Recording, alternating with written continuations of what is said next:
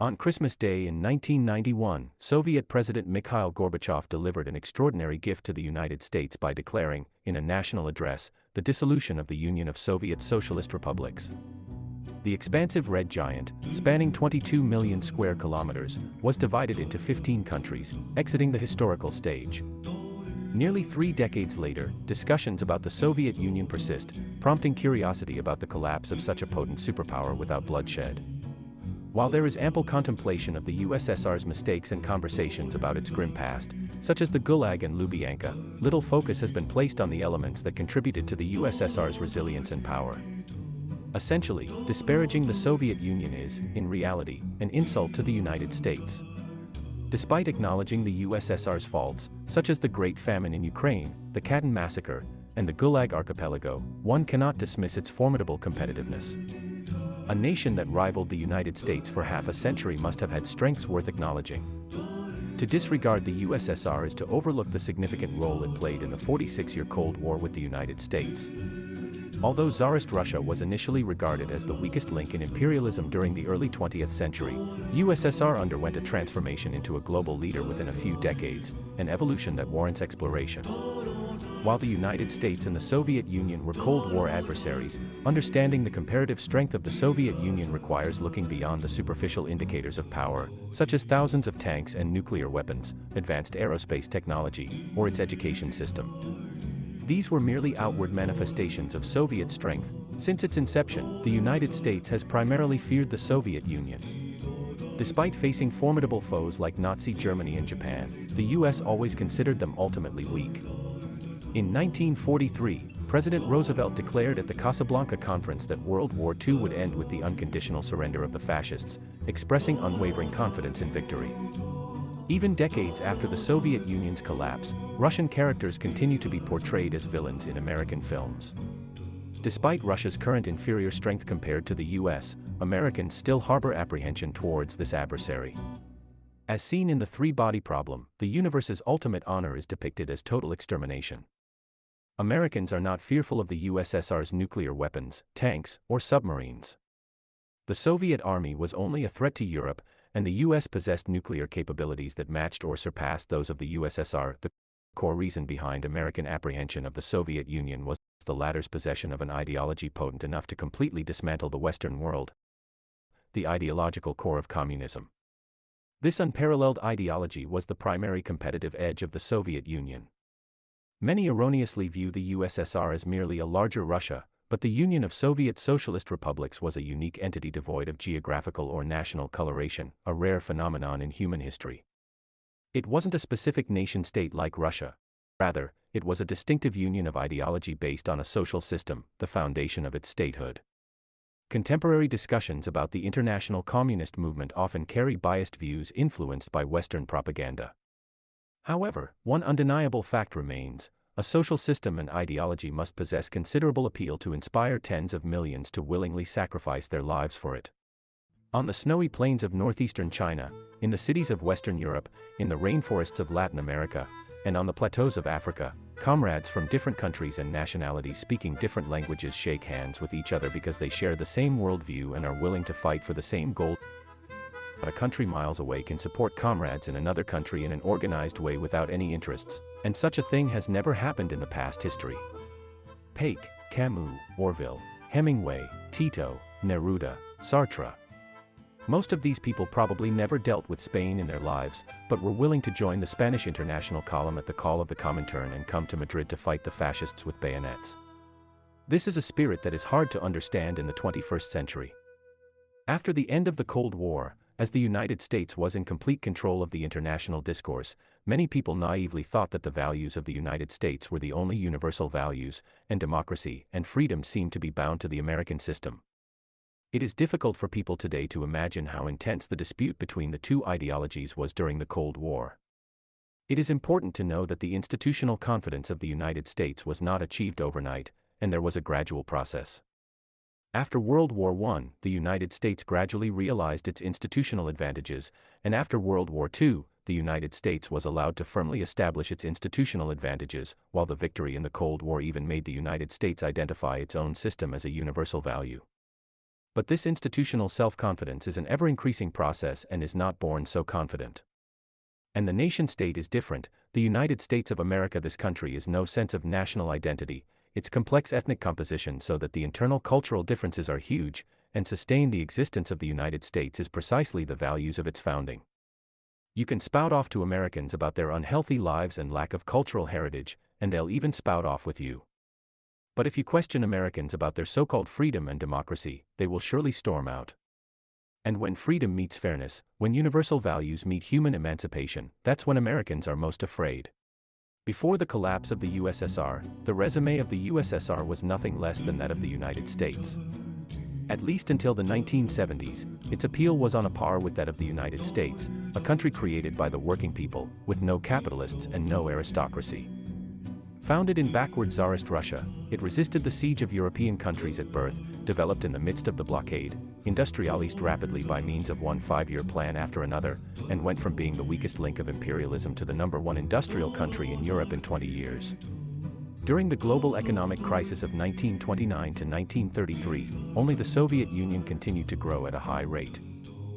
When World War II came, the Soviet Union defeated the invincible German fascists, planted the red flag on the Reichstag in Berlin, and liberated half of Europe. After the Second World War, the economy continued to develop rapidly. Rockets took to the sky, submarines entered the sea, the first manned rocket, the first artificial satellite, the first space station, the first lunar probe, and no one can deny these tangible achievements, no matter how much the West vilifies the Soviet Union. Yuri Gagarin was not only a hero of the Soviet Union, but also a hero of mankind, and he continues to enjoy unprecedented popularity in Europe and the United States. For modern people, who may not appreciate it, the encouragement that the existence of the Soviet Union gave to the working people at that time was nothing short of a shot in the arm. The existence of the USSR proved one thing, that working people are never inferior, that without capitalists, without aristocratic emperors, without princes and generals, working people can create great achievements just as well. After all, in the thousands of years before the birth of the USSR, history was nothing more than a succession of kings and lords. Compelling evidence supports this perspective. Practically all top officials in the Soviet Union, spanning from Stalin to Gorbachev, originated from civilian backgrounds. Stalin, the son of a tanner, Molotov from a shopkeeper's family, Kalinin, the son of a poor Ukrainian peasant, Mikoyan, born to a carpenter, Brezhnev, the son of a wild gold worker, Kosygin, hailing from a railway worker's family, and Andropov and Chernenko, both sons of peasants. Even Gorbachev and Yeltsin shared humble peasant origins. Until the USSR's collapse, the Central Committee of the Communist Party of the Soviet Union predominantly consisted of members with peasant and labor origins. In the intellectual realm, numerous leftist intellectuals viewed the Soviet Union as a utopia for laborers. The Soviet Union's allure was so potent that, from the 1930s onward, it consistently infiltrated the United States and Europe through an extensive intelligence network. These spies were not motivated by financial incentives but were comprised of individuals who voluntarily supported communism. Soviet infiltration of the United States reached staggering proportions. During World War II, the Manhattan Project in the United States was shrouded in secrecy to the extent that Vice President Truman was unaware of it. Only after Roosevelt's death did Truman learn about the atomic bomb development. In the Potsdam Conference, Truman informed Stalin about the United States developing powerful weapons, to which Stalin laughed. Truman, considering Stalin uninformed, did not realize that Stalin not only knew about the Manhattan Project but was aware of it earlier than Truman, thanks to Soviet spies gathering information in the United States. Recognizing this, one should comprehend the relentless struggle between the US and the USSR with no room for compromise. In a traditional sense, if the Soviet Union were Tsarist Russia, there would be no imperative to engage in a global supremacy struggle with the United States. The world was vast enough for two major powers. Global hegemony did not truly benefit either the United States or the Soviet Union, particularly the Soviet Union. The financial and power investments for hegemony were astronomical, and both nations paid a hefty price. The Cold War erupted because the United States and the Soviet Union, both products of modern human civilization, arrived at a crossroads that would determine humanity's fate. Both believed they were on the right path and felt an obligation to lead all of humanity into the light. Reducing the Cold War to a mere scramble for imperialist interests underestimates the significance of these two great civilizations. The period from 1947 to 1991 marked the half-century of the most rapid development in human history.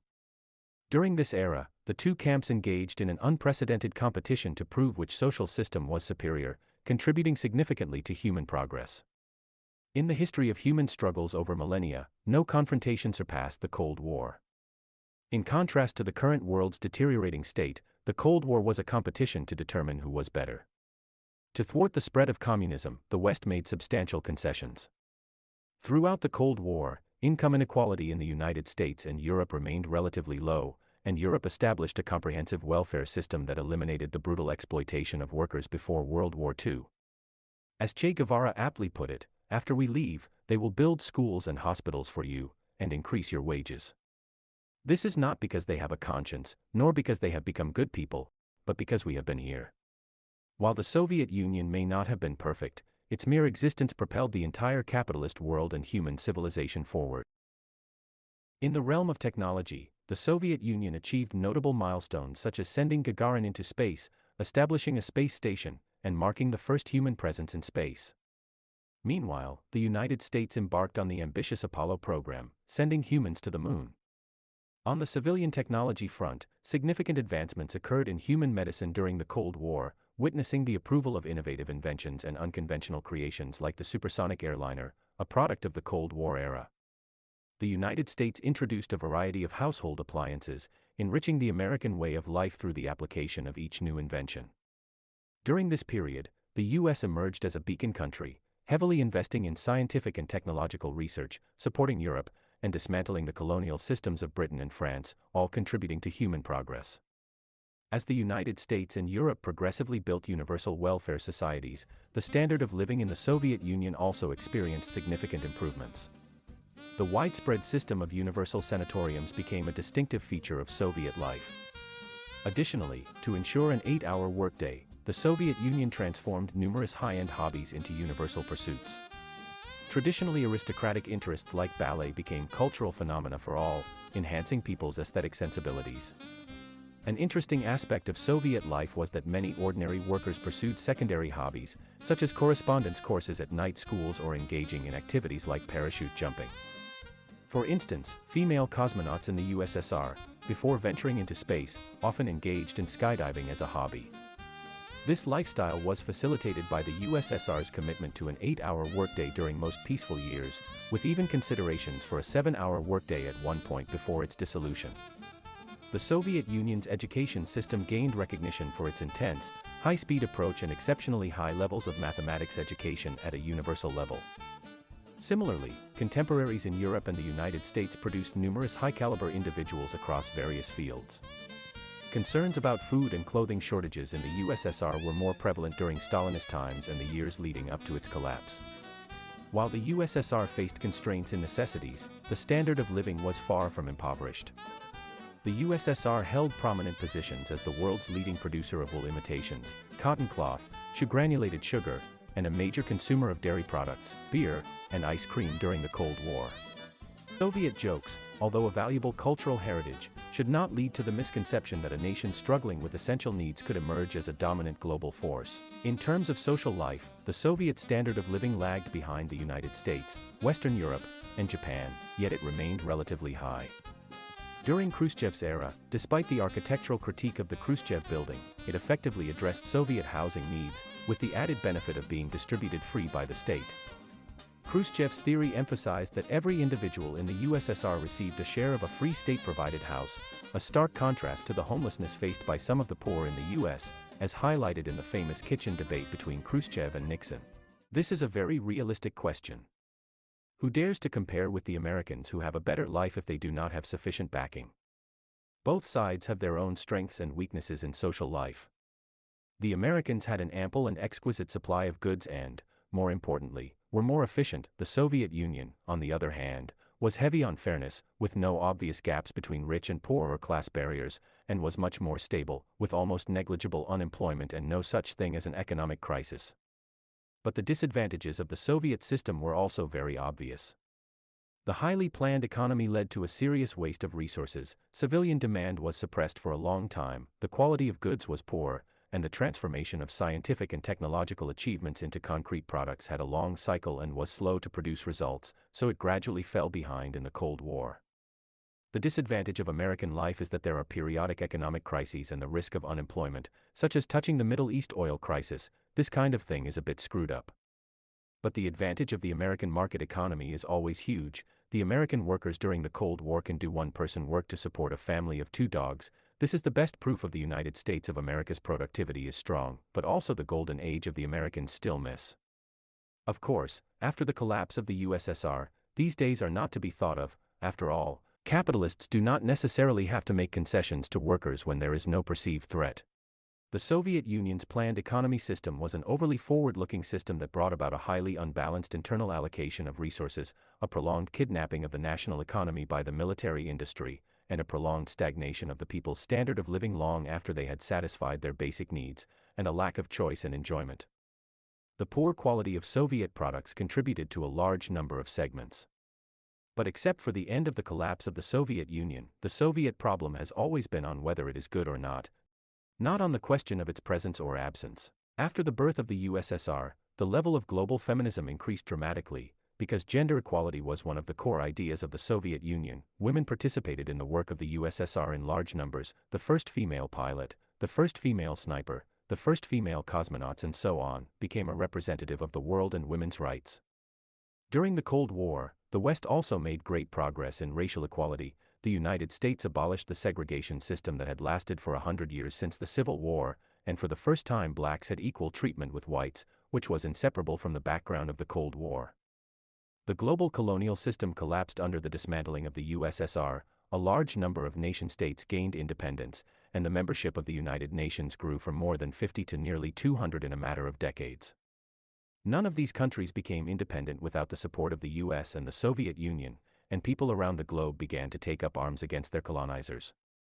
In short, the world of the Cold War was like this, an era of rapid technological advancement, rapid affirmative action, narrowing of the gap between the rich and the poor, rise in living standards, and full spread of modernization, an era in which capitalists dared not wantonly exploit their workers, and globalization dared not arbitrarily exploit the Third World, a great era in which mankind was gradually breaking away from its chains. And yet, such an era has made it to the powder keg of nuclear war, where destruction may come in the next second, where the brightest progress and the darkest reality coexist. That is the paradoxical nature of the Cold War. After the conclusion of the Cold War, the United States refrained from undertaking ambitious projects like Apollo due to a lack of motivation. Globally, the wealth gap between countries and individuals widened rapidly, allowing figures like Warren Buffett and Soros to re-emerge as global idols. Third world countries, one after another, found themselves increasingly dependent on the West, enduring perpetual exploitation within the realm of globalization. The disappearance of the Soviet Union and the end of the Cold War left a void. The superpower that once championed the cause of laborers was no more. If the international communist movement still existed, would capitalists in Hong Kong dare to force people into coffin-sized houses? Before the 1990s, property prices in Hong Kong witnessed significant declines on multiple occasions, similar to the plummeting prices of cabbage. Why has such a phenomenon not occurred since the 1990s? The dead do not speak, yet modern filmmakers produce whimsical films like Enemy at the Gates, exploiting the legacies of giants without restraint. Perhaps in our lifetimes, we may witness accounts of the US forces conquering Berlin, and the USSR and Germany becoming Axis powers. Addressing the black history of the Soviet Union, including the Gulag, the Great Purge, and various Soviet jokes, it is essential to acknowledge and criticize its flaws, but one should not overlook the justice embedded in the Soviet spirit. A great civilization requires profound spirit, and a superpower must be propelled by a significant sense of purpose and mission. Throughout human history, 3 superpowers, the Second British Empire, the United States of America, and the Union of Soviet Socialist States, have played irreplaceable roles in advancing the progress of human civilization. The question arises, why did such a powerful country eventually disintegrate? The Soviet Union was once regarded as the protector of the world's proletarians and a sanctuary for laborers. However, the same country that intervened in Prague, abandoned the Iranian People's Party, and betrayed its socialist brethren revealed a red Tsarist Russia with teeth and claws, a formidable force but ultimately a soulless entity. The Soviet elite, weary of sharing the country with the people, played a pivotal role in its demise. During the Soviet era, top officials' corruption was relatively limited to smuggling a few scarce commodities. However, after the collapse of the Soviet Union, the emergence of numerous oligarchs in Russia illustrated the true extent of corruption. Until the day before the Soviet Union's collapse, its army remained seemingly invincible. However, a country betraying its own soul is bound to be swept into history's dustbin. The Dragon Slayer became the dragon, necessitating its demise. Nevertheless, this doesn't mean we should forget the courage it once embodied. We witnessed its birth, saw it grow, and became strong under its influence. Ultimately, it employed its downfall as a lesson on how to lead a more fulfilling life.